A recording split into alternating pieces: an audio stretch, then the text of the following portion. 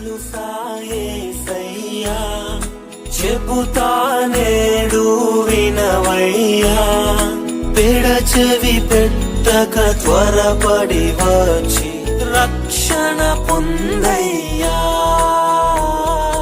రక్షణ పొందయ్యా. ప్రభువైన యేసుక్రీస్తు శ్రేష్టమైన నామములో మీకు అందరికీ వందనములు. పరిశుద్ధ గ్రంథమైన బైబిల్ నందు యోహాను సువార్త 12వ అధ్యాయము మొదటి 3 వచనాలలో మనం ఇలాగున చదువుచున్నాము. కాబట్టి యేసు తాను మృతులలో నుండి లేపిన లాజరు ఉన్న బేతనియకు పస్కా పండుగకు 6 దినములు ముందుగా వచ్చెను. అక్కడ వారు ఆయనకు విందు చేసిరి. మార్త ఉపచారము చేసెను. లాజరు ఆయనతో కూడా భోజనమునకు కూర్చున్న వారిలో ఒకడు. అప్పుడు మరియ మిక్కిలి విలువగల అచ్చ జటామాంసి అత్తరు 1 సేరున్నర ఎత్తు తీసుకొని యేసు పాదములకు పూసి తన తల వెంట్రుకలతో ఆయన పాదములు తుడిచెను. ఇల్లు ఆ అత్తరు వాసనతో నిండెను. బేతనియ మార్త మరియ తమ సహోదరుడైన లాజరుతో కూడా నివసించుచున్న ప్రదేశం. లాజరును ప్రభువైన యేసు సమాధిలో నుండి పిలిచి జీవింపజేయగా ఆయన మహిమ అందరి ఎదుట దానిని బట్టి ప్రకటించబడినది.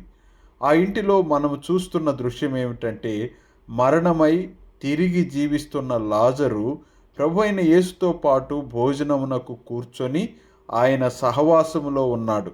ప్రభువైన యేసుకు ఆ ఇంటిలో విందుకు వచ్చిన వారికి పరిచర్య చేయుటలో మార్త నిమగ్నమై ఉన్నది. మరియ మిక్కిలి విలువగల అచ్చ జటామాంసి ప్రభువు పాదములకు పూసి తన తల వెంట్రుకలతో తుడుచుచు ఆయనను ఆరాధించుచున్నది. ఇదంతా ఎందుకంటే మరణించిన లాజరును ప్రభువు జీవింపజేసి ఉండగా తమ పాపములు బట్టి అపరాధములు బట్టి మరణించిన వారందరూ దేవునికి దూరమై నరక దండనకు పాత్రులై ఉండగా దేవుడు వారికి జీవమిచ్చి తండ్రితో సమాధానపరచుటకు ప్రభువైన యేసు సరిపోయినవాడు.